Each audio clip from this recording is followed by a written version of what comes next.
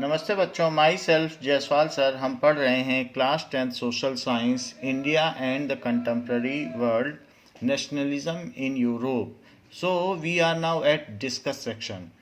Explain what is the mean by 1848 revolution of liberals, what were the political, social and economic ideas। हमने देखा कि 1830 में liberals को government आ गया था, उन्होंने कंजर्वेटिव्स को हटा दिया था फ्रांस में।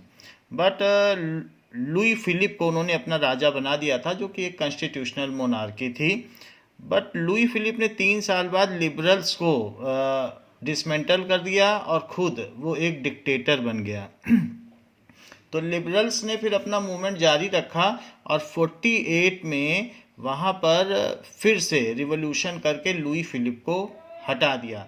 सो इसमें पूछा जा रहा है कि 1848 के रिवॉल्यूशन का क्या मायने हैं और इसके क्या परिणाम हुए, सामाजिक, राजनीतिक और आर्थिक पक्ष में इसके क्या निष्कर्ष, नतीजे निकले। So we will see that this is a long answered question and it can also be asked as what is the meaning of liberalism।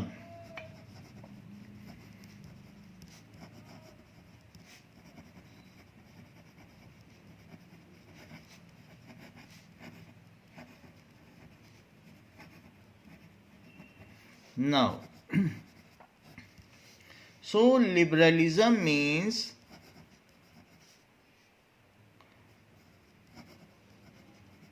so it is made from liber. Liber means free and it is Latin origin. It means a political system or tendency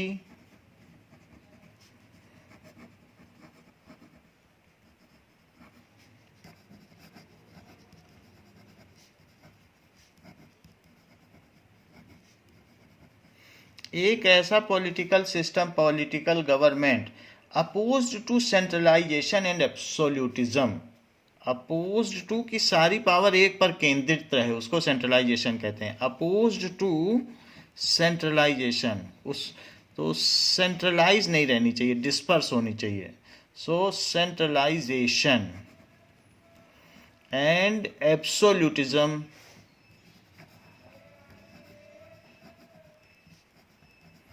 मान लीजिए एक के पास रहे तो उसको absolutism कहते हैं, एक और कोई एक अपनी मन मर्जी से चलाए बिना किसी जुडिशरी के तो उसको ऑटोक्रेसी कहते हैं। अगर गवर्नमेंट के मंत्री चलाने लग गए और उनके सरकारी संस्थान, तो वो अपनी मन मर्जी से, जैसे कहीं गए बिजली का बिल जमा करने तो अपने मन मर्जी से कर रहा है, तो उसको कहते हैं ब्यूरोक्रेसी। यानी गवर्नमेंट के जो अधिकारी हैं, अगर उनकी चलने लग जाए सब तरफ, वो घूस लेने लग जाए, रिश्वत लेने लग जाए, so in that case it is called bureaucracy. तो उसको नौकरशाही कहते हैं। तो अलग अलग फॉर्म होती है। तो लिबरलिज्म क्या करता है? Tendency opposed to centralization to और absolutism. It emphasize an absolute and unrestrained freedom of thought. So ये किस चीज़ को एम्फसाइज करता है? It advocates for freedom of thoughts,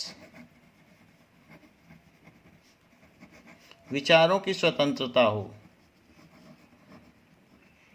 religion, धार्मिक कृत्य की स्वतंत्रता हो। कॉन्शेंस, क्रीड, सो इन सब चीज़ों की फ्रीडम ऑफ स्पीच हो।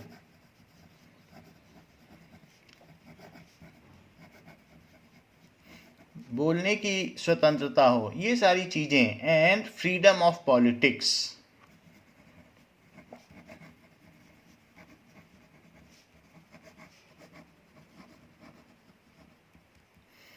Now, liberal believe that government is necessary to protect individual from being harmed by others and not to pose a threat on liberty. So, liberal government is a such government which protects people being harmed by other. Liberal concept of government is a body which protects people being harmed by other.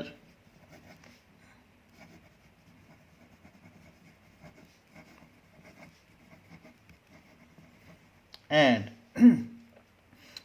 do not pose a threat to liberty. और उनकी आज़ादी न छीने. Even अगर इस meaning को extend किया जाए तो इकोनॉमिक लिबर्टी के भी वो पक्षधर थे.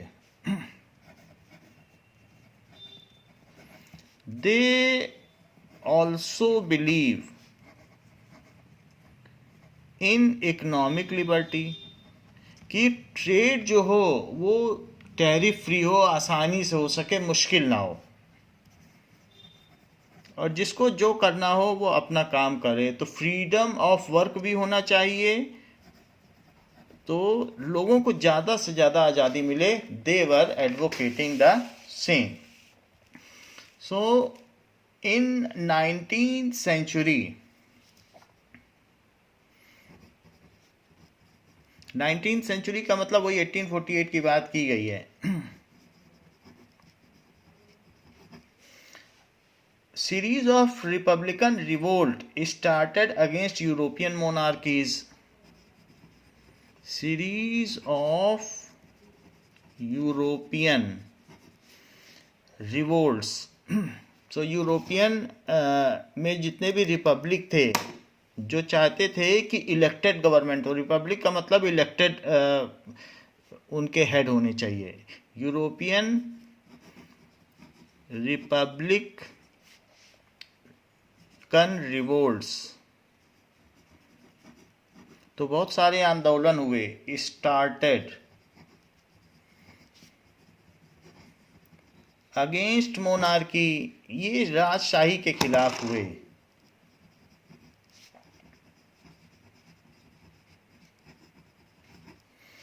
So such an revolution was in 1848. Such an revolution occurred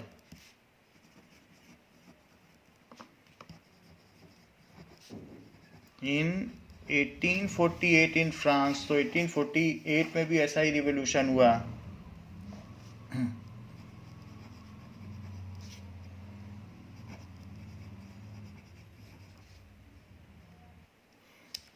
and abdicated, गद्दी से उतार दिया. एब्डिकेटेड द किंग, जो मोनार्क था उसको उतार दिया.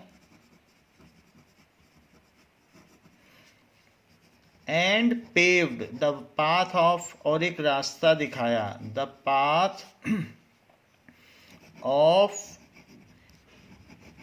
सफ्रेज, यूनिवर्सल मेल सफ्रेज, कि सभी पुरुषों को वोट देने का अधिकार है.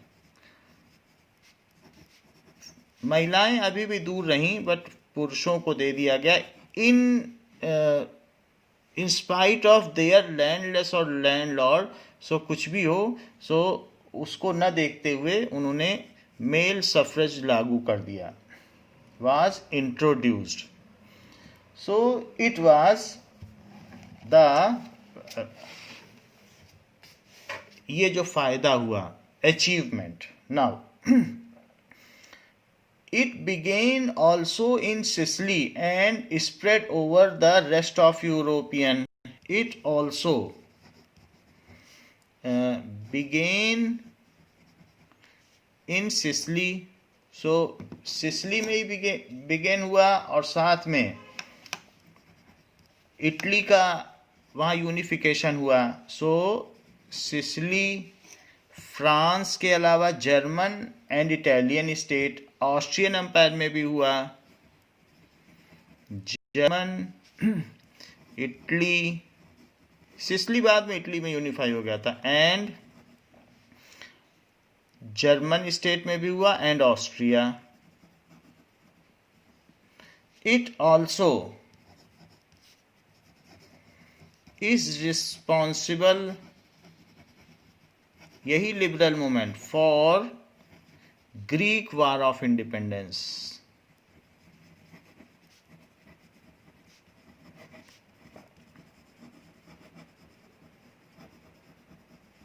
तो लिबरल का मूवमेंट फ्रांस में हुआ था, लेकिन इसके आफ्टर इफेक्ट्स बहुत सारे हुए. So it has a significant role in political and economic fields in the outlook of European countries. तो अब हम देखेंगे इसके क्या क्या सिग्निफिकेंट हुए, इफेक्ट हुए. It has significant effects on political, social, economic, सभी फील्ड्स में इसके हुए. On political and economic fronts.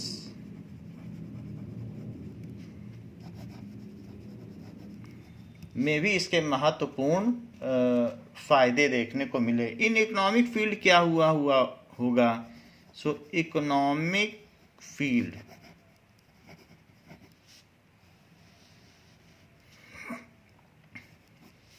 So liberals अर्ज the end of state interference in economic field. वो नहीं चाहते थे कि राजा किसी की इकोनॉमी में कि यहाँ ये व्यापार करो, ये स्टेट का मतलब राजा. सो liberal urged the end of state interference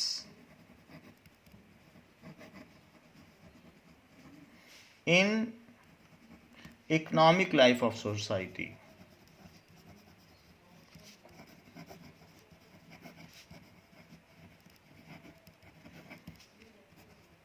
After that, they fought for the freedom of market and abolition of state imposed restriction on the movements of goods and capital. कि हाँ ये चीज़ जानी चाहिए, ये नहीं जानी चाहिए. तो ये एक इम्पोजिशन था, उसको हटवाया. So they fought for freedom of markets. मुक्त व्यापार के पक्ष में थे. Freedom of markets, inter state market के व्यापार के पक्ष में थे. एंड एबॉलिशन ऑफ, और निर्मूलन चाहते थे, एबॉलिशन ऑफ स्टेट इम्पोज्ड, जो भी टैरिफ्स थे उसके अगेंस्ट में, रेस्ट्रिक्शन के अगेंस्ट में. टैरिफ्स का मतलब टैक्सेस होता है. एंड रेस्ट्रिक्शंस उसके विरुद्ध थे. On movements of goods and capital, movement of goods and Capitals का मतलब पूंजी, कि यहाँ से वहाँ पूंजी नहीं ले जा सकते हो, उसके भी विरुद्ध थे कि सब कोई जहाँ पर भी हो, कहीं पर भी कुछ भी ले जा सकता है.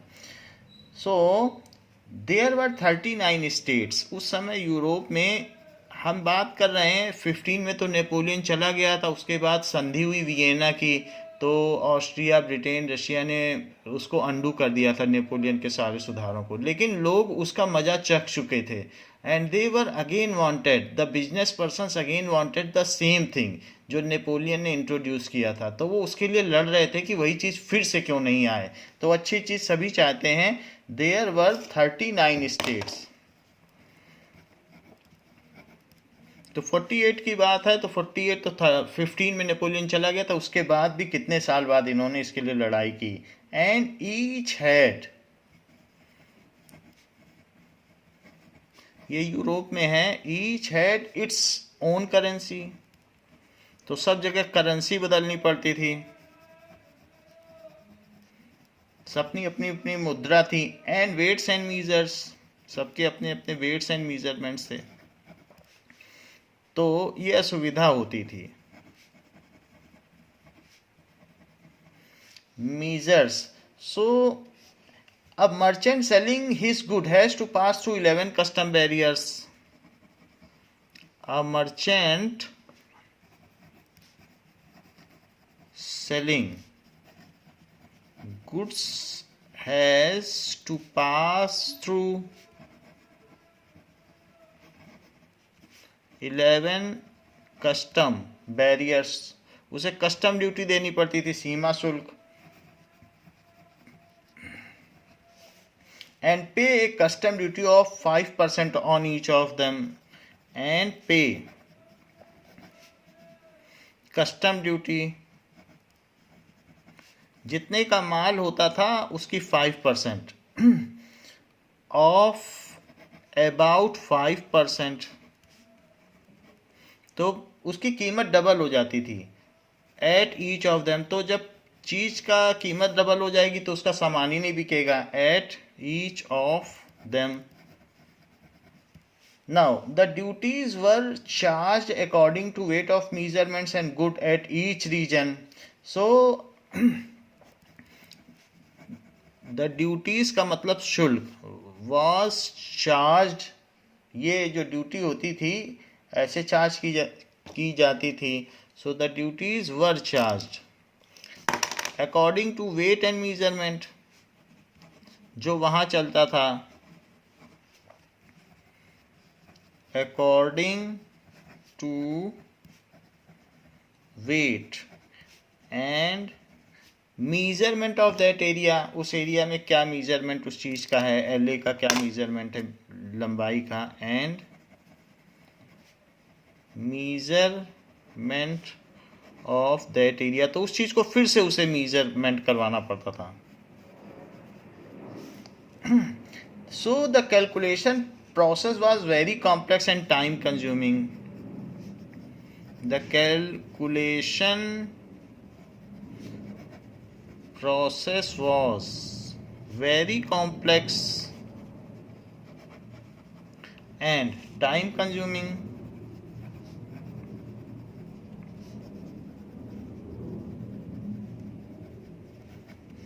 तो ये सारे बिजनेसमैन को प्रॉब्लम आ रही थी, इसलिए वो इकोनॉमिक फील्ड में लिबर्टी चाहते थे। For example the cloth was measured in LA. So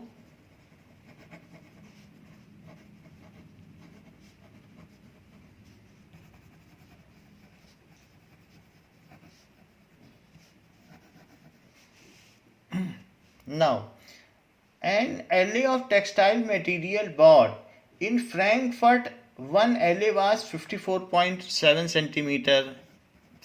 Frankfurt तो जर्मनी में है। Frankfurt one LA was 54.7 centimeter in Mainz. So Mainz भी एक जगह थी जो कि इटली में थी। So in Mainz one LA was 55.1 centimeter. So however in Nuremberg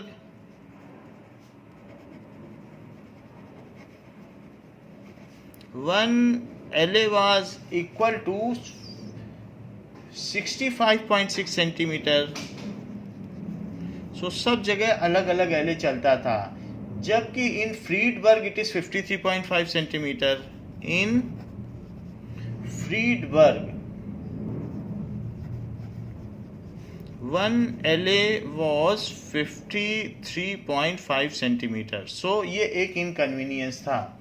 it constrain the growth of commercial class and the demand rose for creation of unified economic territory. आज Europe में यूनिफाइड टेरिटरी है economic. It constrained, तो businessman को बहुत समय लग जाता था। The growth of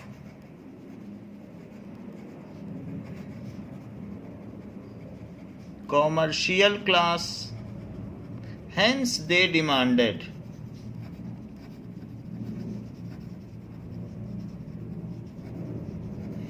a unified economic territory. Europe में तो कम से कम वो चाहते थे, with in Europe,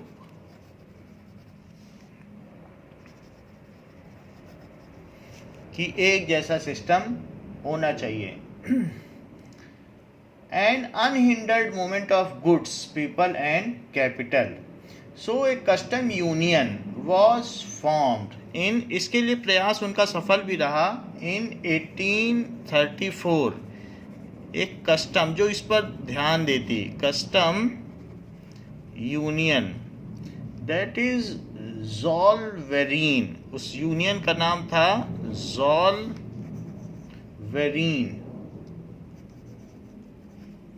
was formed.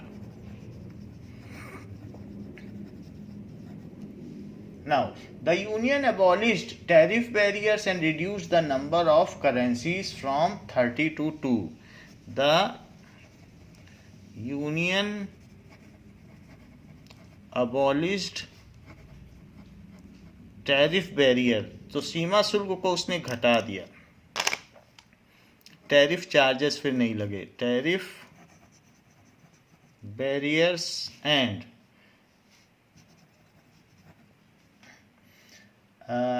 number of currencies from 30 to 2.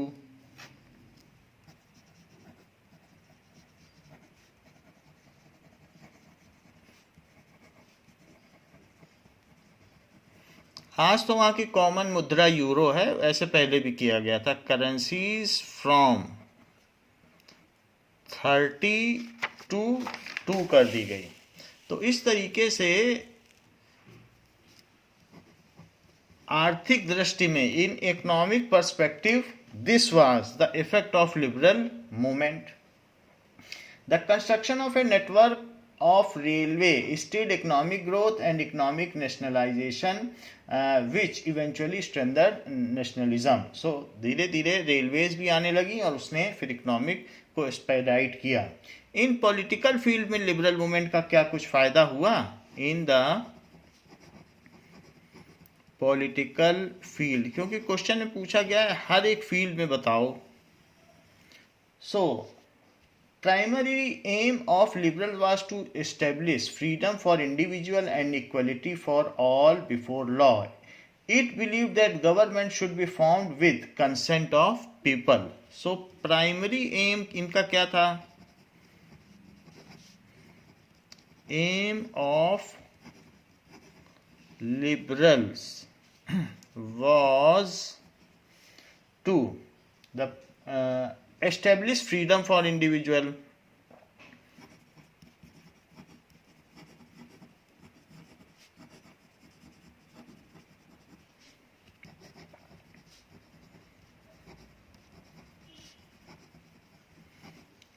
and equality of all before law. ऐसा ना हो कि कोई क्लर्जी है तो उसको ज़्यादा लॉ के सामने वेटेज हो। सो equality of all before law.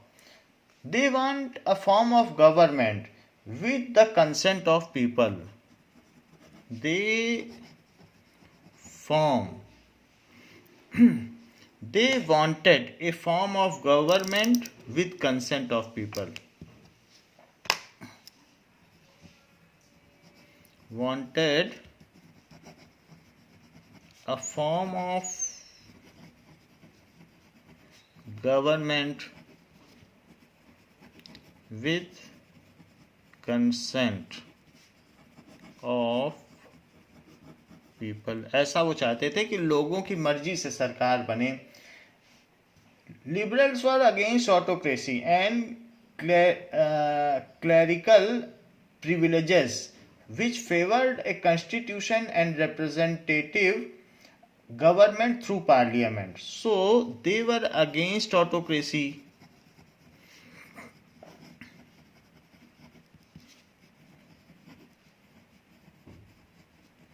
and favored a constitution and representative government through parliament. और उन्होंने किसका पक्ष लिया कि एक कॉन्स्टिट्यूशन तो होना ही चाहिए। ऑटोक्रेसी का मतलब अपने मन मर्जी से, ऐसा नहीं जैसे नॉर्थ कोरिया में बोला जाता है कि आज जो रेड कपड़ा पहनेगा तो उसका गला काट दिया जाएगा, तो जो निकलता है तो ऐसा कर देता है। वो नॉर्थ कोरिया के किम जोन जैसा कहते हैं वैसा होता है, उसको ऑटोक्रेसी कहते हैं। So and favoured a constitution, वहाँ पर कोई अपने मन का हेयर कट नहीं ले सकता है। And there are several restrictions, favoured a constitution and representative government होनी चाहिए जो लोगों को रिप्रेजेंट करे एंड हर एक एरिया को रिप्रेजेंट करे. सो रिप्रेजेंटेटिव गवर्नमेंट जो होगी, रिप्रेजेंटेटिव गवर्नमेंट, सो वो लोगों से इलेक्टेड होगी. हर जगह के लोग इलेक्ट करेंगे तो ही बनेगी, थ्रू पार्लियामेंट. और फिर उनका एक लीडर होगा, तो एक सब अलग अलग मेंबर सिलेक्ट होंगे, फिर वो अपना एक हेड करेंगे. इसको पार्लियामेंट्री प्रोसेस कहते हैं, through parliament.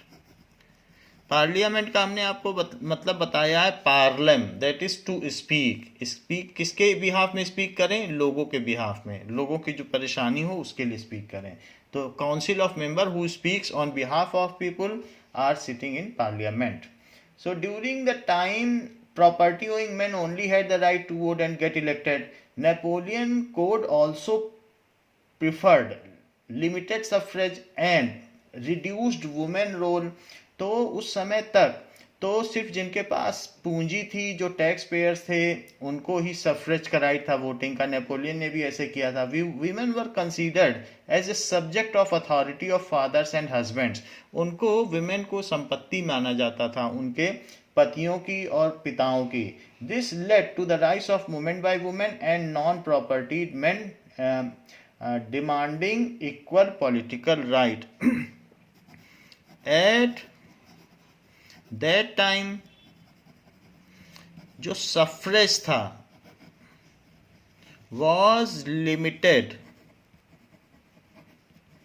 To tax payers only.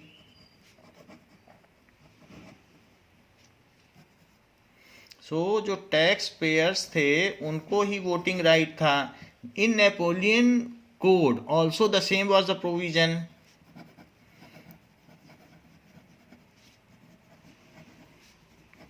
Also similar was the provision. So women and landless जो लोग थे,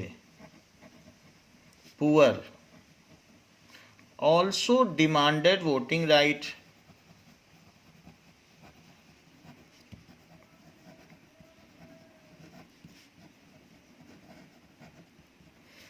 under liberal movement. Liberal movement में किसी को भी रिवोल्ट करने का, आंदोलन करने का अधिकार था, तो इन लोगों ने भी उसमें कर दिया. Liberal movement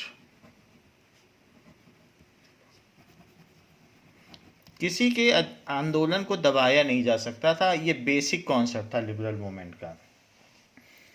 now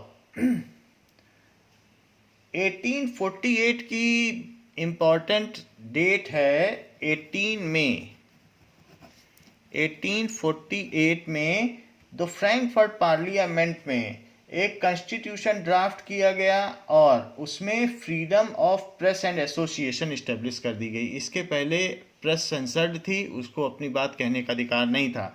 so Germany में ये बात हुई.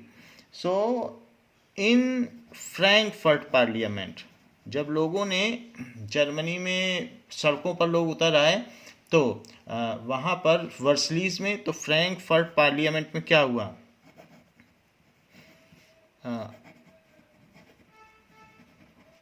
वहाँ 831 जो रिप्रेजेंटेटिव थे वो पहुँचे.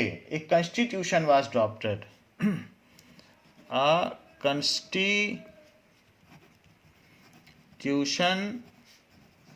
Was drafted. इसमें क्या कहा गया? And freedom of press and freedom of association was established.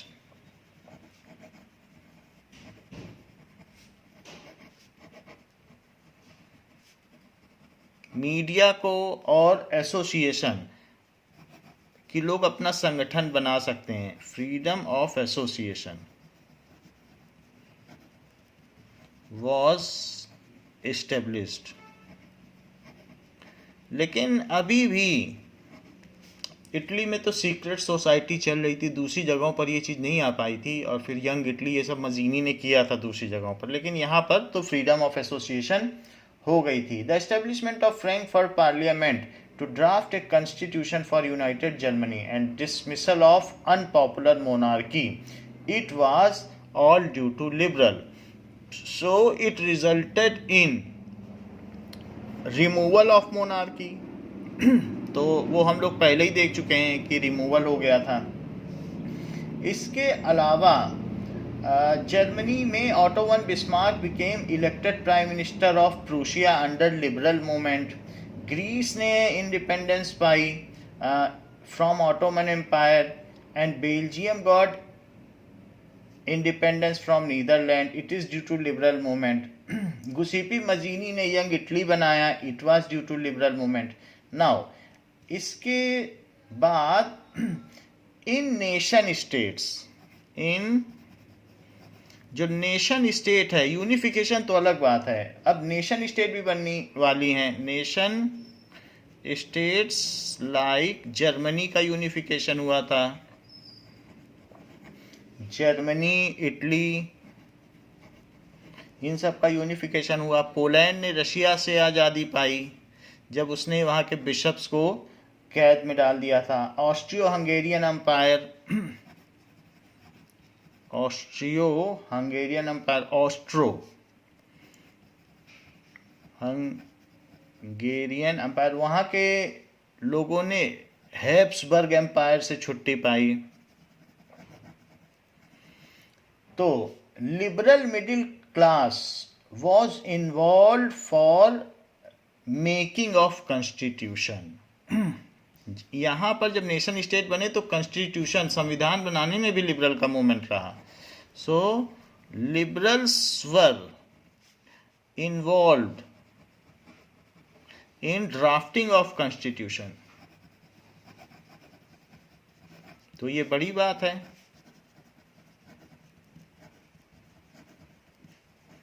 कि कितनी बड़ी रिस्पॉन्सिबिलिटी इनको दी गई. The issue of extending political rights to women was only led by liberal movement and large number of women had participated in this activity. ये हम लोगों ने ऊपर कह ही दिया है कि ये भी काम हुआ था. Spread of it also led to spread of parliamentary government, extension of the suffrage, abolition of monarchy and consolidation of nation state, rise of socialism. ये सारी चीज़ें भी लिबरल मूवमेंट के होने की वजह से अंततोगत्वा हुई. So it resulted in spread of parliamentary government. जैसा कि हमने बताया वहाँ काउंसिल होती है इलेक्टेड, उसी को पार्लियामेंट कहते हैं, उनका हेड होता है. तो स्प्रेड ऑफ वहाँ मोनार्क नहीं होता है, पार्लियामेंट्री गवर्नमेंट होती है जिसका एक टाइम पीरियड होता है, उसके बाद फिर से नई पार्लियामेंट बनती है. तो ये बन गई. एक्सटेंशन ऑफ सफ्रेज, ये भी हुआ. सो एक्सटेंशन ऑफ सफ्रेज का मतलब होता है voting right to women and landless people.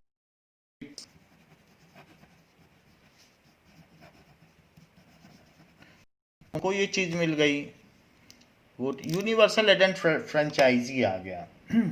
The abolition of monarchy,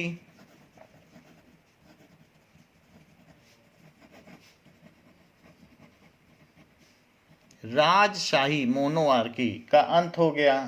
now consolidation of nation state, nation state बन गई.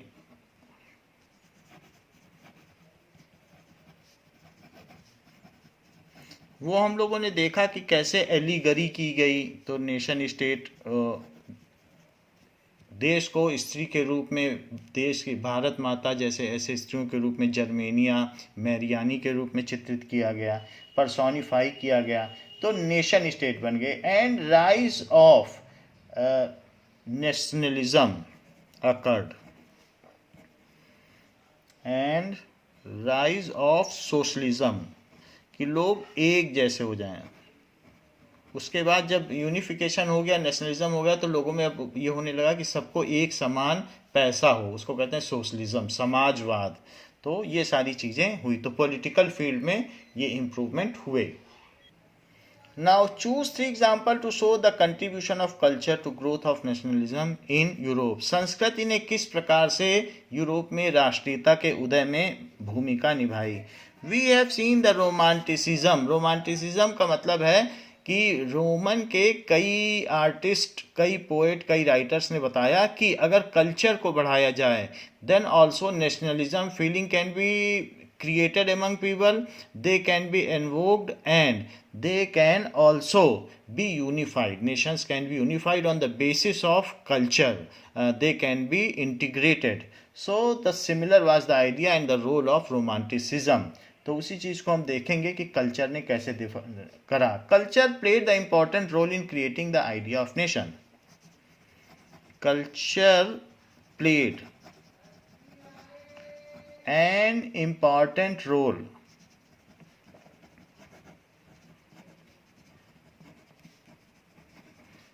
in creating the idea of nation.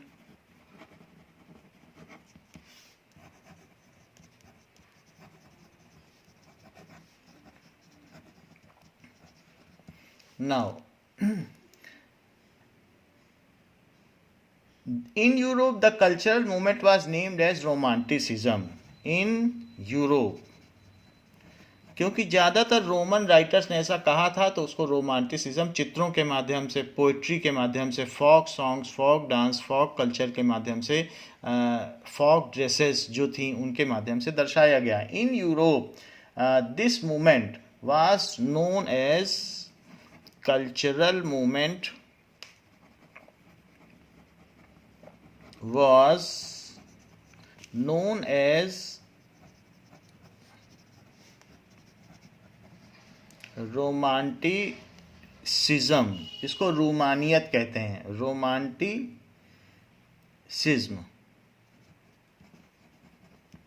Now the example of romanticism, कैसे ये फैला ये देखें। द एग्जाम्पल ऑफ रोमांटिसिज्म कि इसको किस तरीके से फैलाया गया। कोई 3 पॉइंट्स पूछे गए हैं। पहली चीज है कि फोक कल्चर के माध्यम से फैलाया गया।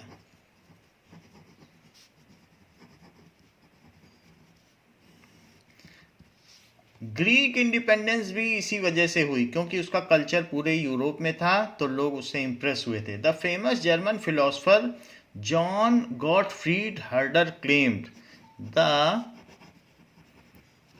famous German philosopher,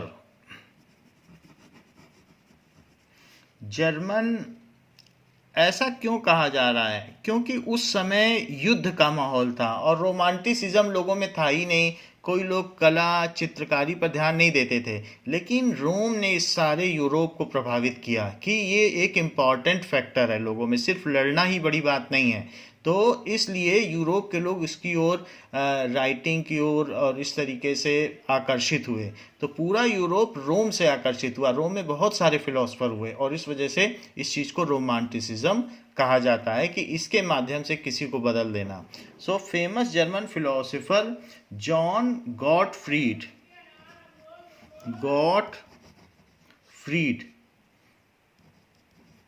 हर्डर claimed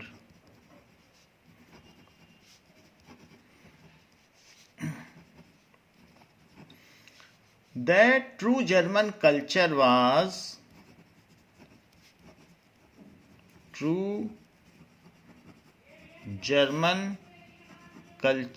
वो लोगों में निवास करता है। सो was to be discovered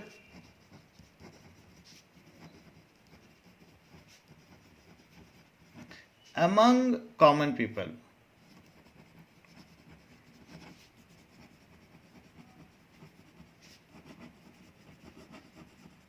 ऐसा उन्होंने कहा। ये एक उनकी न्यूज़पेपर चल रहा था, दॉस वोल्क। दॉस वोल्क का मतलब है कि वॉइस ऑफ पीपल, ये न्यूज़पेपर का नाम है। और इसका मीनिंग उस समय था voice of Janwani, voice of people. तो उसमें ये स्टेटमेंट उन्होंने दिया था कि ये लोगों में पाया जाता है। It was through folk songs, folk poetry and folk dances. It was through folk songs, folk poetry, लोकगीत, लोक नृत्य के माध्यम से और लोक चित्रों के माध्यम से, and folk dances.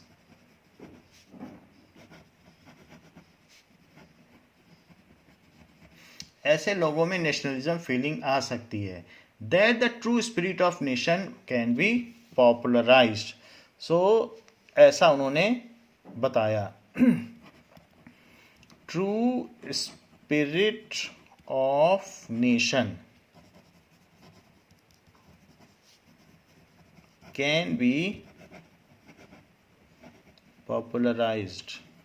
The same had been achieved during unification of Italy and unification of Greece and unification of Polish. Polish में तो लैंग्वेज का था, लेकिन ग्रीस और इटली में तो इन्हीं दोनों का था. So the same has made the process of unification of Italy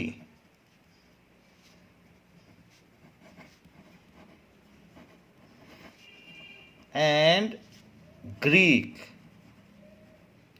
तो इसी ने जो made the process of easier, तो इसी ने आसान बनाया, क्योंकि जो इटली था वहाँ के लोगों ने, जो नॉर्थ इटली और साउथ इटली के लोगों ने वो ग्रॉटफील्ड का और कैवूर का साथ दिया, तो वहाँ का जो फ्रीडम फाइटर था वो सारे लोग उसके साथ मिल गए। और ग्रीक में तो इंडिपेंडेंस कल्चर के माध्यम से ही आई। सो पहली चीज़ है कल्चर से, फॉक कल्चर से हम इसे पा सकते हैं। लैंग्वेज में पॉलिश में आप जान रहे हो पोलैंड ने इसकी सफलता पाई यूनिफिकेशन की। So language too played important role in developing nationalist movement.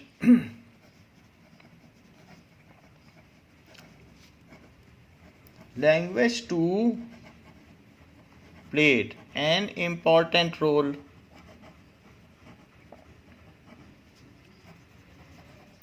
in developing nationalist movement.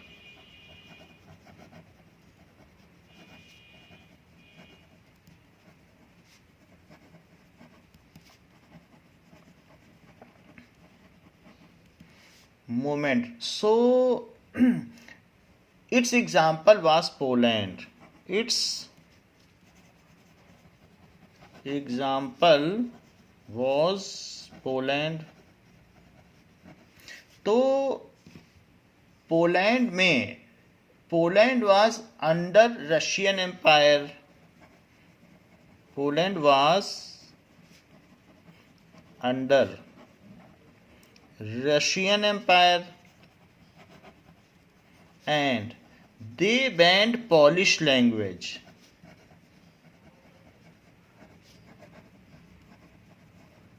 उन्होंने पॉलिश लैंग्वेज को बैन कर दिया था। But bishops and priests continued to use in church.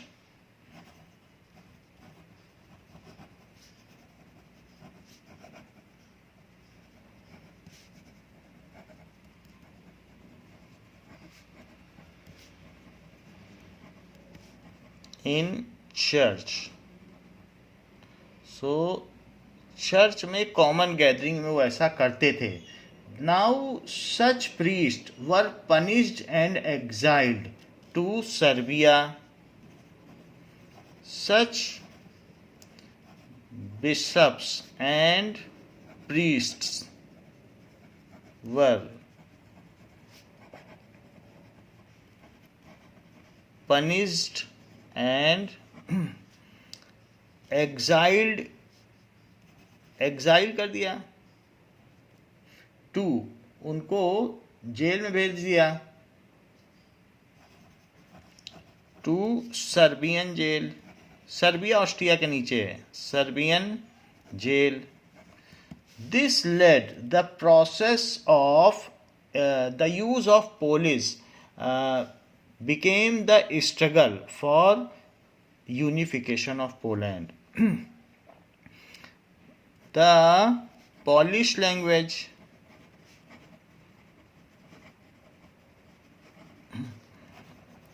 became a symbol for struggle of Poland independence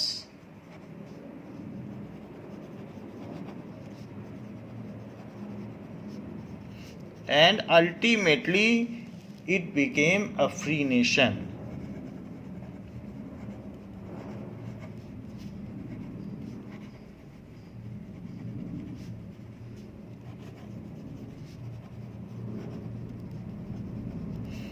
हमने देखा कि Fock culture ने कैसे भूमिका निभाई, लैंग्वेज ने। क्या म्यूजिक भी कुछ कर सकता है? तो हाँ,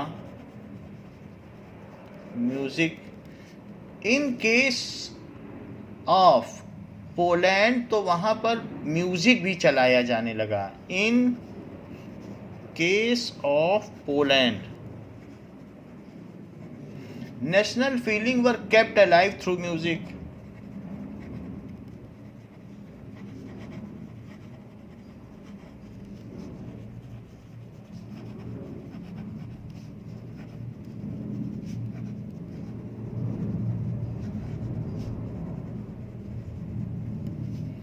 Through music.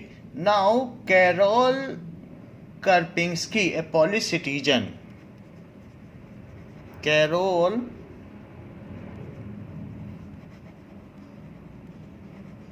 Karpinski, a Polish citizen. उसने क्या किया? Celebrated the national struggle through opera and music training folk dancers. So इसने कंटिन्यूड किया national struggle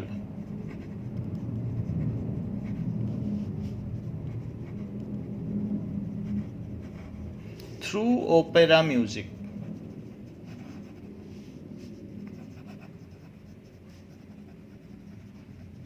so opera music के जरिए उसने अपना संघर्ष जारी रखा। एंड फॉक डांसेस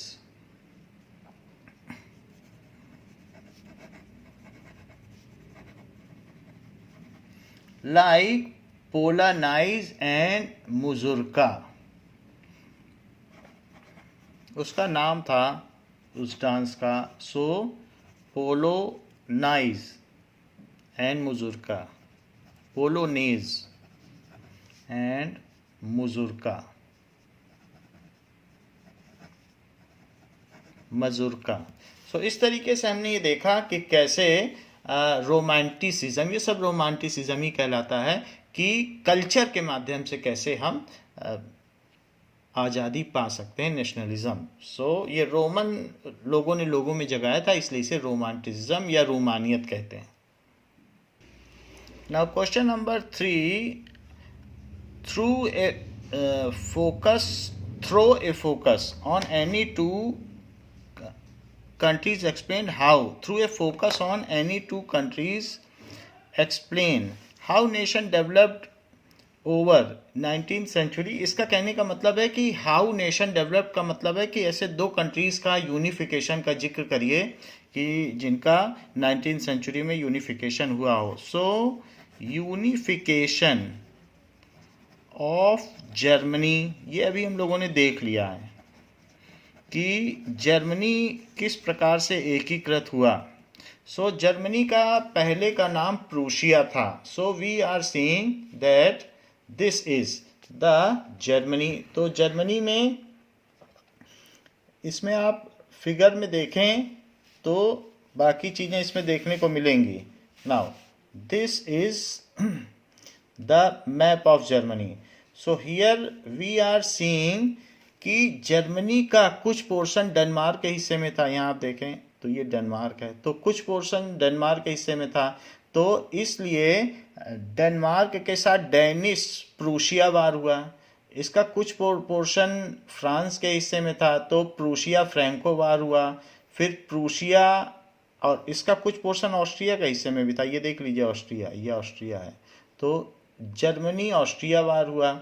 इसके अलावा यहाँ का जो राजा था, प्रूशिया का राजा, दैट इज़ विलियम वन, उसने ऑटो वन बिस्मार्क अपने प्राइम मिनिस्टर को ये जिम्मेदारी दी कि यूनिफिकेशन करना है। वैसे तो 1848 में वहाँ जो लिबरल मूवमेंट्स थे उनको दबा दिया गया और उसका कोई फ़ायदा नहीं हुआ। फिर प्रूशिया ने फिर भी बाद में ये देखते हुए कि लिबरल्स चाहते हैं कि अल्टीमेटली एक लैंग्वेज के लोग एक साथ हो जाएं, तो विलियम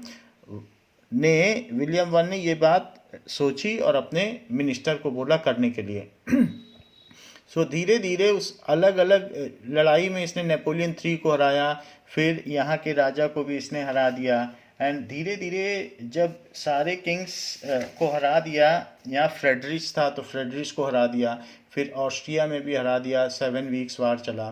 फिर उसने इस तरीके से जर्मनी को यूनिफाई कर लिया।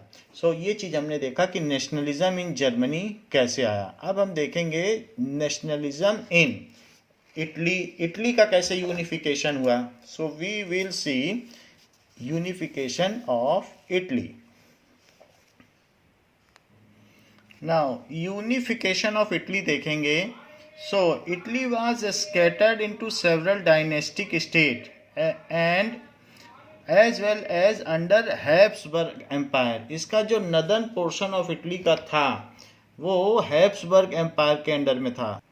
नाउ यहाँ हम देखते हैं कि ये जो पोर्शन था ये इसके ऊपर ऑस्ट्रिया है, ऑस्ट्रिया हंगरी, तो ये पोर्शन इसके अंडर में था। ये पोर्शन ऑटोमन एम्पायर के अंडर में था, इस्लामिक खलीफा के अंडर में। ये बीच वाला पोर्शन जो था, इतना पोर्शन ये रोम के अंडर में था। ये सार्डिनिया पीडमॉन्ट है, तो सार्डिनिया ये भी है, सार्डिनिया ये भी है। यहाँ पर जो इमैनुअल किंग था, सो विक्टर इमैनुअल टू, तो उसने अपने मंत्री को काउंट कैमिलो डी कावूर को ये जिम्मेदारी दी कि उसको भी उसी तरीके से यूनिफिकेशन करना है जैसे ऑटोमन बिस्मार्क ने जर्मनी का यूनिफिकेशन किया है। सो ये उसने देख लिया था कि वहाँ पर विलियम वन ने अपनी जिम्मेदारी दी थी अपने मिनिस्टर को, तो उसने फुलफिल की, तो इसने भी अपने मिनिस्टर ऑटो वन बिस्मार्क जो यहाँ का प्राइम मिनिस्टर था, तो उसको ये रिस्पॉन्सिबिलिटी दी। तो उसने कुछ वार्स लड़े और इसके अलावा कुछ जैसे मजीनी वहाँ के एक्टिविस्ट थे और ग्रॉट फ्रीड जो फ्रीडम फाइटर था, उसने वहाँ रिवोल्यूशनरी फोर्सेस को कंबाइन किया और सिंगल हैंडेडली इन दोनों जगहों पर उसने डोमिनेशन किया विदाउट मिलिट्री ट्रूप, रिवोल्ट के साथ में। और फिर काबूल ने भी इसमें हेल्प किया और हम देखेंगे कि किस तरीके से ये जो इतना पोर्शन दिख रहा है ये बाद में फिर इटली बन गया। तो यहाँ से यहाँ तक ये पूरा पोर्शन फिर यूनिफाइड इटली बना। Now Italy was scattered in several dynastic states.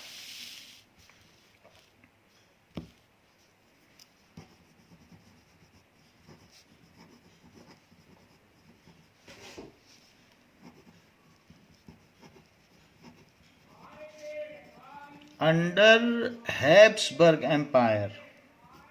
So Habsburg empire जो कि ऑस्ट्रिया में आता है और साथ में ऑटोमन एम्पायर के अंडर में था और कुछ तो पोप के अंडर में था, तो इन सब के में फैला हुआ था।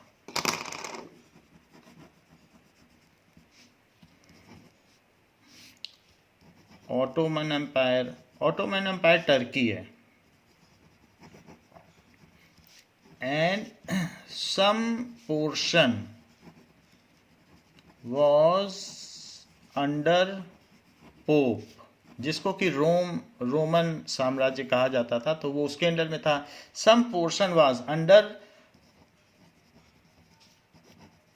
पोर्शन जो कि ओरिजिनल इटली था, so portion was under the king of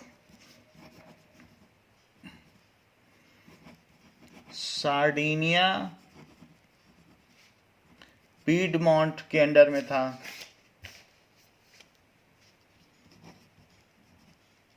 now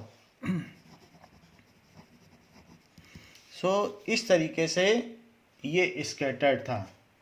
जो who was Italian from Italian princely house, तो वही इटली का राजा था। तो इटालियन प्रिंसली हाउस का जो राजा था उसी के ऊपर जिम्मेदारी आएगी। बाकी सब जगह तो अदर डायनेस्टी के लोग बैठे हुए थे, तो इटालियन प्रिंसली हाउस का यही था, इसी पे जिम्मेदारी आई। Now Sardinia Pittman had given this responsibility to his minister. The north was under Austrian Habsburg and middle was, तो इसमें आप ये दिखा सकते हैं कि इटली में जो पोर्शन था, नॉर्थ जो था वो ऑस्ट्रियन हैब्सबर्ग के अंडर में था, ऑस्ट्रिया। ये टर्की या ऑटोमन एम्पायर के अंडर में था। ऑटोमन एम्पायर ये पोप के अंडर में था। फिर यहाँ पर भी कुछ पोर्शन था, तो ये दोनों सार्डिनिया पीडमोंट थे के अंडर में। ये सार्डिनिया पीडमोंट, ये portion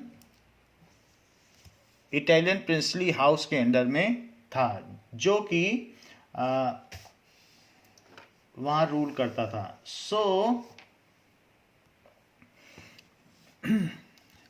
his name was Victor Emmanuel two. His name was Victor Emmanuel II. North portion of Italy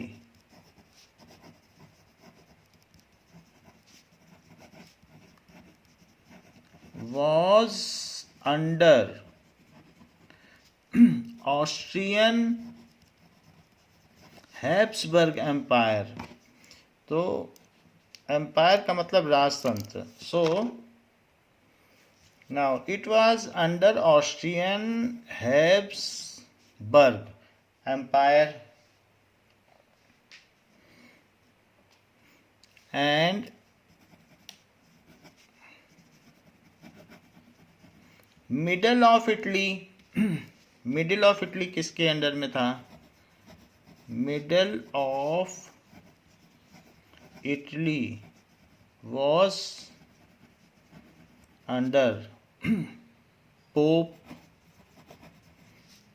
and south of Italy was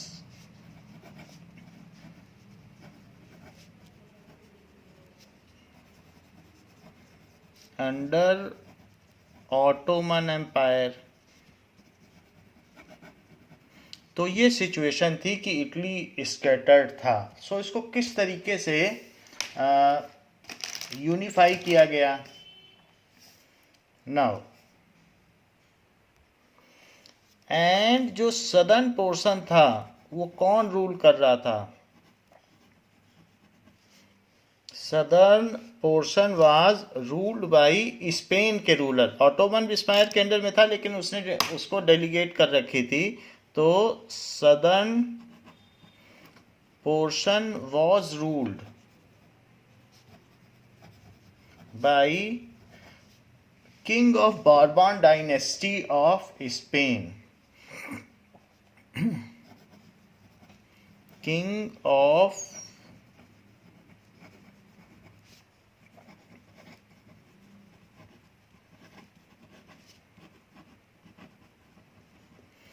this was condition of Italy. अगर हम देखेंगे तो Italy की 1850 के समय में ऐसी दशा थी। Now Giuseppe Mazzini sought to put together a coherent program in unitary Italian Republic and Young Italy के नाम से उसने एक संस्था बनाई। ऐसा उसने 1830 से ही करना शुरू कर दिया था। तो एक्टिविस्ट था ये गुसेपी मजीनी। सो गुसेपी मजीनी और पॉलिटिशियन भी था। Has made a plan for unification of Italy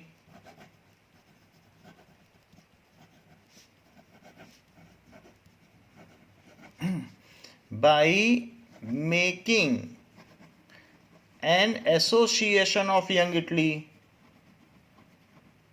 उसने लोगों को इंस्पायर किया कि इटली के लोगों को एक जैसे साथ हो जाना चाहिए। ये 1830 से ही उसने शुरू कर दिया था।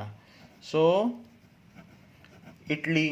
इसके बाद 48 की जो रिवोल्यूशनरी अपस्प्रिंग थी, नाउ कंपेल्ड इन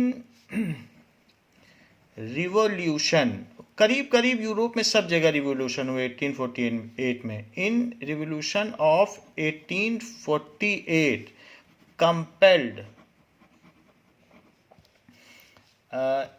विक्टर इमैनुअल,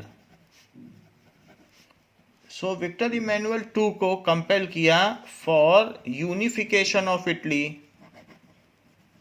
क्योंकि वो इटालियन था, इटालियन डायनेस्टी का था, तो उसके ऊपर जिम्मेदारी आ गई, क्योंकि इटली के बहुत सारे फोर्सेस, रिवोल्यूशनरी फोर्सेस चाहते थे कि इटली एक हो जाए। So chief minister Cavour, that is count Camillo di Cavour, chief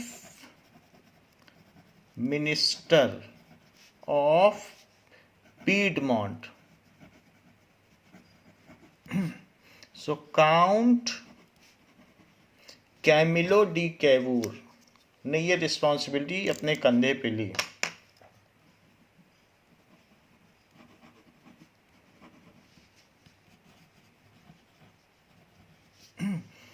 took this responsibility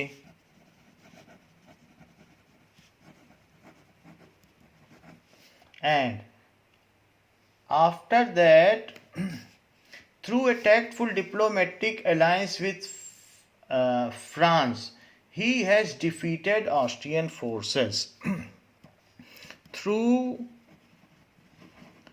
a tactful diplomatic alliance. उसने फ्रांस की मदद की थी एक वार में रशिया के अगेंस्ट में, और फिर फ्रांस ने इसकी मदद की ऑस्ट्रिया के अगेंस्ट में वार करने में। So diplomatic alliance with France, he defeated Austrian forces in 59।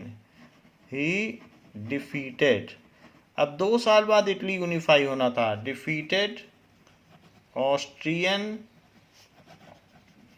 Forces in 1859। 61 में तो इटली यूनिफाई हो गया था। Apart from regular troops, a large number of all armed volunteers under leadership of Giuseppe Garibaldi joined this movement. So a large number of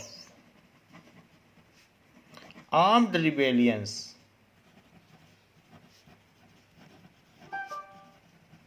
under leadership, वो भी freedom fighter था Giuseppe Garibaldi, of freedom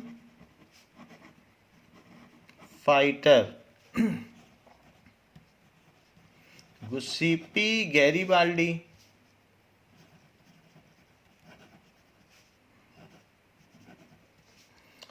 joined this movement।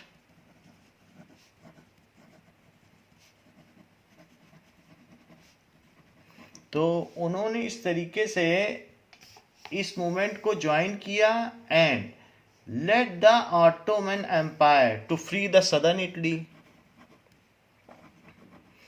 तो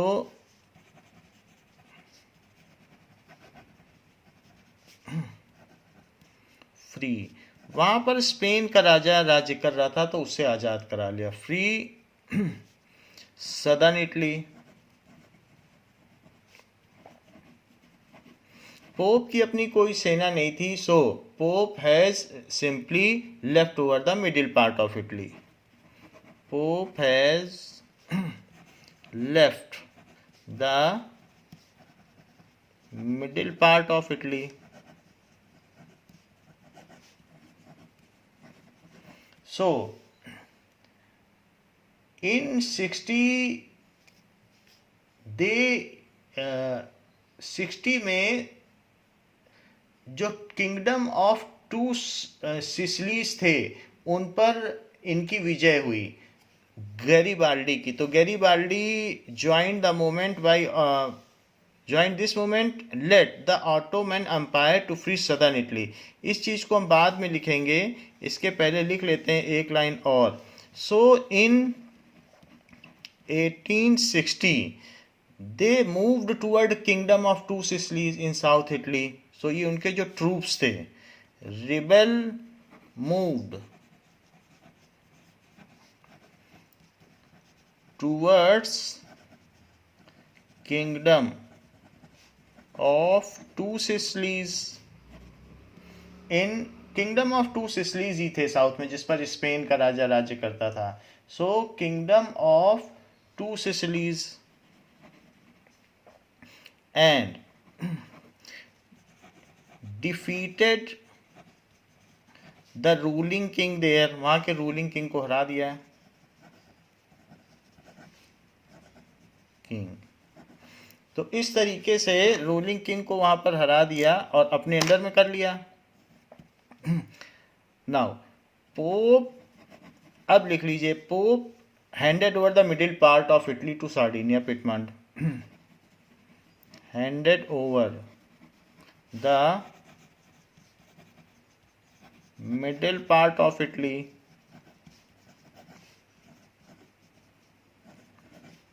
to Sardinia, Piedmont. The process of unification of Italy was accomplished in 1861. The process of unification of Italy was completed in 1861.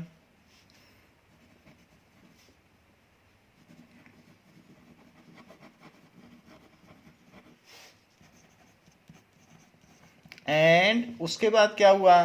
And Victor Emmanuel two was proclaimed king of Italy. And Victor, जो कि Sardinia पिटमॉन्ट का था, proclaimed, अपने को उसने राजा घोषित कर दिया, himself as king of unified Italy. इस तरीके से इटली का एकीकरण हुआ। How was the history of nationalism of Britain is unlike to rest of Europe. तो ब्रिटेन के एकीकृत होने की दास्तान अन्य जगहों से बिल्कुल अलग है। यहाँ कोई वार नहीं हुआ, चुपचाप इनका राष्ट्रीयकरण, नेशनलाइजेशन हो गया। So this we will see how it was different and surprising. In Europe nationalism developed. हमने पीछे देखा कि इन यूरोप नेशनलिज्म डेवलप्ड। कैसे डेवलप हुआ? As a result of series of war, as a result of clash between powerful dynasty, और series of wars हुए, ये सारी चीजें हुई। Revolutions and arm rebels. तो रिवोल्यूशन, बहुत सारे रिवोल्यूशनरी फोर्सेस ने भी किया, एंड आर्म्ड रिबेल, आंदोलनकारियों ने जो कि आर्म थे, ये सारी चीजें थी। सो it was clearly visible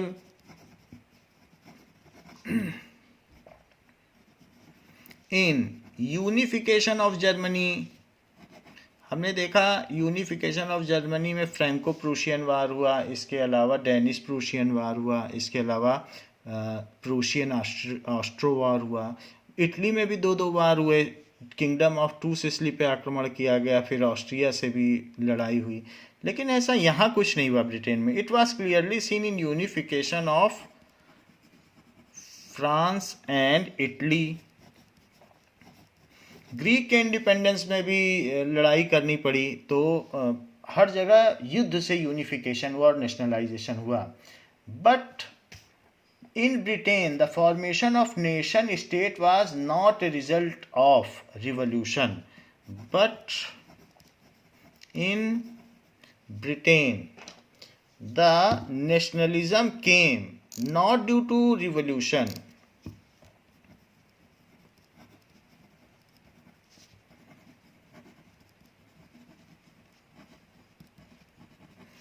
and unification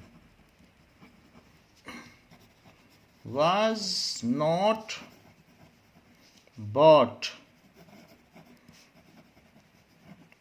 under revolution, so brought under revolution. ये किसी रिवोल्यूशन के तहत नहीं हुआ, आंदोलन के तहत नहीं हुआ, but a result of long drawn out process. So फिर किस तरीके से हुआ? The spirit of nationalism occurred in Britain in spite of many ethnic groups, English, Wales, Scot, Irish. So it has been undertaken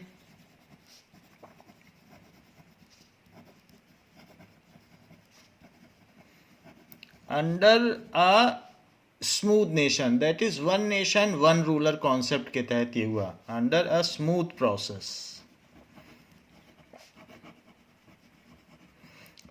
Britain की क्या geography है, उस वहाँ का क्या जोग्राफिकल कंडीशन है, वो हम देखेंगे। So Britain in spite of many ethnic groups,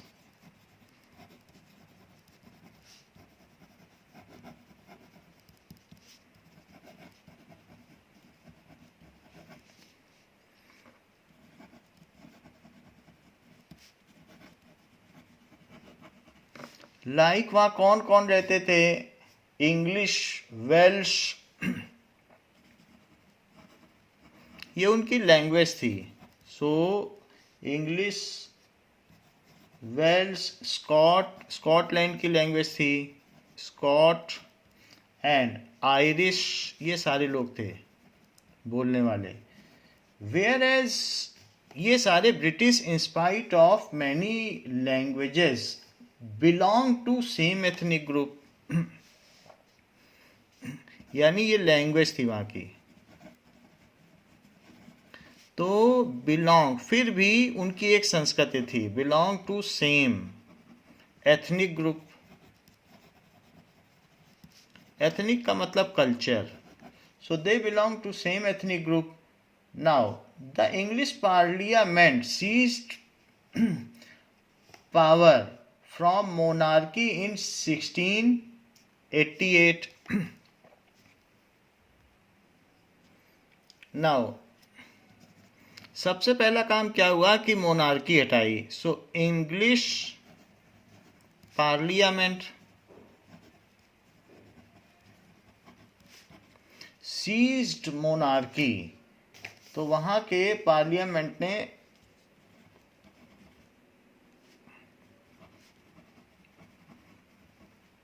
monarchy खत्म कर दी। खैर अभी भी वहां कॉन्स्टिट्यूशनल मोनार्की है, लेकिन मोनार्की तो खत्म हो गई। Seized monarchy in 1868। So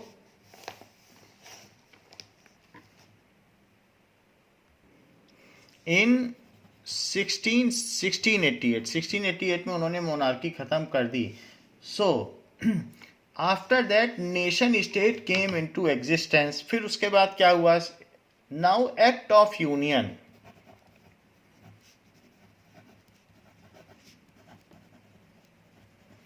of 1707, that is one culture, one nation, one ruler, ऐसा उसमें कहा गया था कि one culture,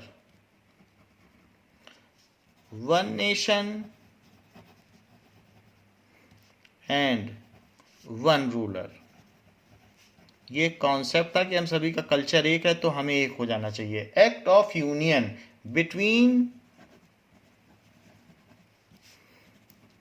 England and Scotland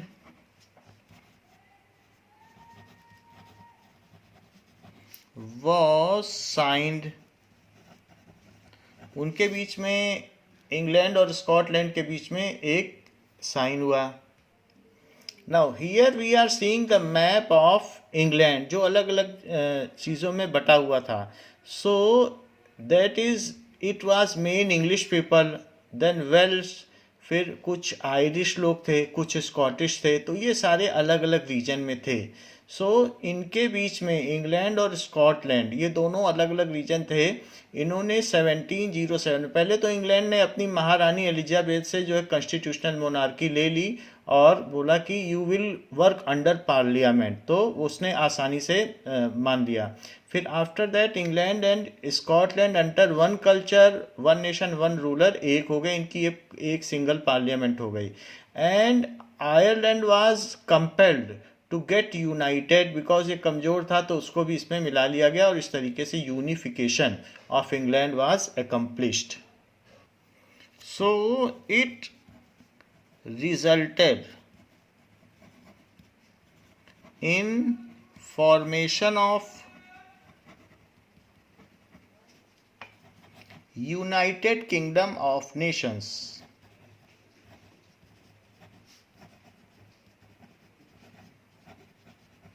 United Kingdom of Great Britain. So great Britain के नाम से इनका नाम पड़ा, किंगडम भी कैपिटल होगा, United Kingdom of Great Britain.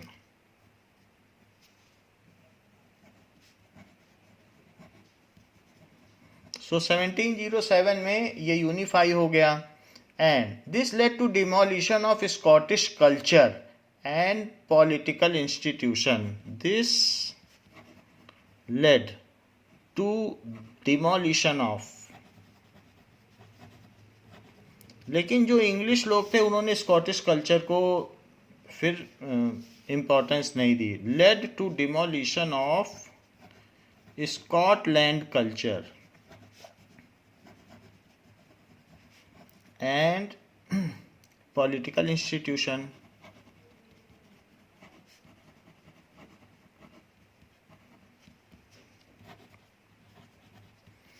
Ireland was forcibly included in 1801। तो ये हमने देखा कि इनके बीच में एक्ट ऑफ यूनियन 1707 में हुई थी, उसके करीब करीब 100 साल, 95 ईयर्स के बाद। सो आयरलैंड वाज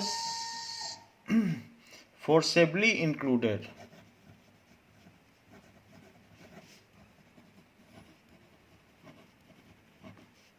क्योंकि कई जगह तो ऐसे ही इंग्लैंड पावरफुल था, कॉलोनी बना रहा था। Forcibly included into United kingdom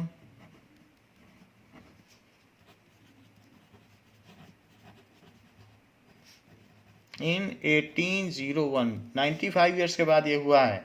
so this amalgamation, ये जो उल्टा पुल्टा मैच हुआ उसको कहते हैं अमलगमेशन। जैसे मरकरी में कोई और मेटल मिला लो तो एक पेस्ट जैसा बन जाता है, उसको अमलगम कहते हैं।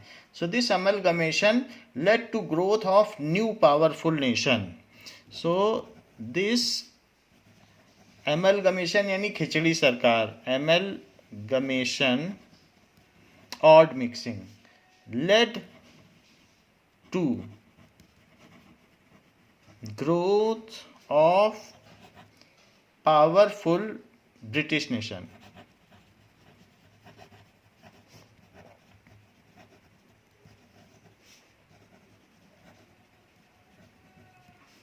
Now the symbol of New Britain, फिर जब ऐसा हुआ तो अब नेशनलिज्म भी होना चाहिए।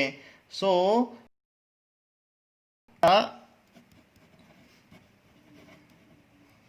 सिंबल ऑफ न्यू ब्रिटेन क्या क्या हुए? Union jack came as British national flag. British national flag and national anthem God save our noble king. God save our noble king came as national anthem.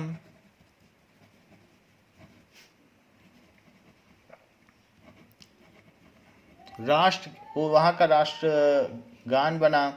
And इस तरीके से the English language became as national language.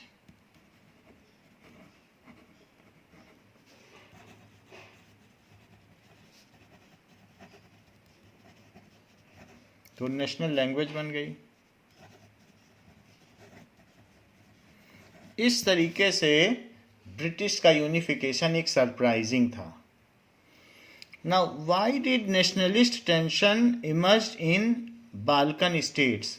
So the most serious source of nationalist tension in Europe was the area of Balkan. 1871 के बाद यहाँ सबसे ज़्यादा conflict क्यों हुए? Now Balkan state, it was a region mounted by the Balkan mountain, that's why इसको Balkan states कहा जाता है. So it is a region bounded by, इसमें कुछ कुछ स्टेट्स आते थे जैसे रोमानिया, बुल्गारिया, अल्बेनिया, इसी तरीके से ग्रीस. ग्रीस भी नीचे है तो ग्रीस का भी कुछ पोर्शन इसमें आता था. सो ग्रीस और मकाडोनिया. सो उस समय के जो दूसरे कंट्रीज थे दैट इज़ मॉन्टेगेनेरो, ये सारे इसके रीजन आते थे. नाउ बोस्निया हर्जेगोविना का भी कुछ रीजन इसके अंडर में आता था. क्रोएशिया, इस एंड पर क्रोएशिया है तो क्रोएशिया भी आता था. नाउ यहाँ पर क्रोएशिया है. सो ये सारे रीजन, स्लोवेनिया, सर्बिया, सर्बिया का भी कुछ रीजन आता था, ये सर्बिया हुआ. सो सर्बिया आता था. एंड मॉन्टेगनेरो जैसे हमने आपको बताया. और इस तरीके से ये माउंटेनियर रीजन था जो यूरोप के साउथ में था. सो ये सारे बाल्कन रीजन में थे. तो यहाँ क्या कन्फ्लिक्ट हुआ और क्यों कन्फ्लिक्ट हुआ? Now Balkans consisted of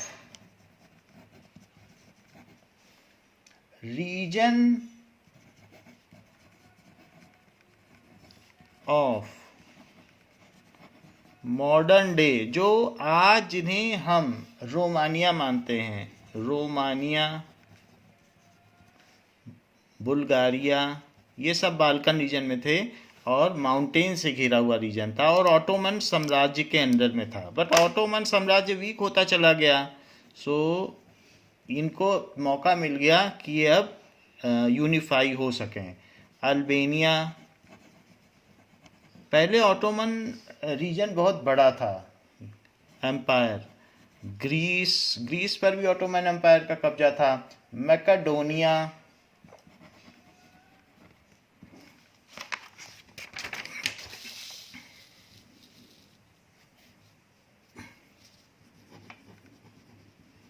so Macedonia, Croatia,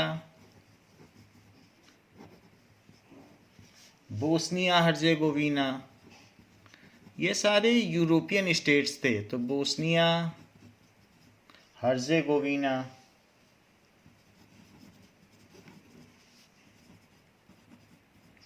इसके अलावा Slovenia, Serbia and Montenegro. Slovenia, Serbia, Serbia में ही किंग मारे गए थे डायनेस्टी के और वर्ल्ड वार शुरू हुआ था. ऑस्ट्रिया के किंग मारे गए थे.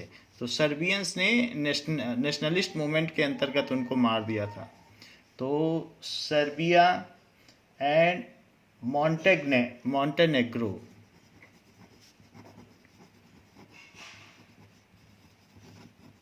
these were regions and their inhabitants were broadly known as Slavs. And वहाँ के लोग क्या कहलाते थे? Inhabitants, broadly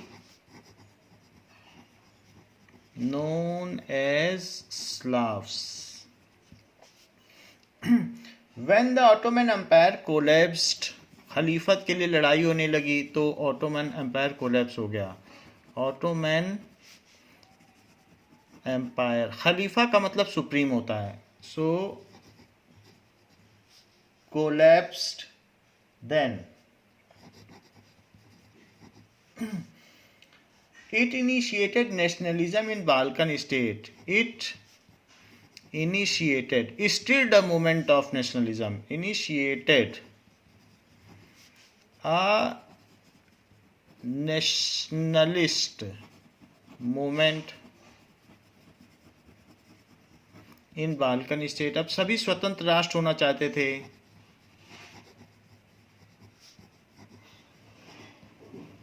Now the feeling of nationalism spread and situation became unstable. The situation became unstable. क्यों अनस्टेबल हो गई? As each region, जो वहाँ का हर स्टेट था, want to expand its territory before becoming a nation. Expand its territory before becoming a nation. So it led a series of frequent wars between them.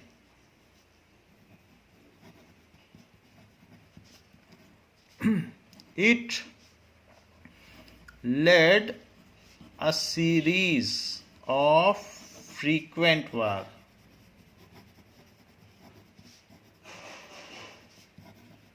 between them. तो इसलिए वो reason बहुत unstable हो गया. Each of the territory want to impose supremacy on other. So Slavic nationalists quickly got into severe clashes. So जो भी nationalist थे वो स्लैव के ही थे, Slavic nationalist. So Balkan area became the area of intense conflict. So Balkan area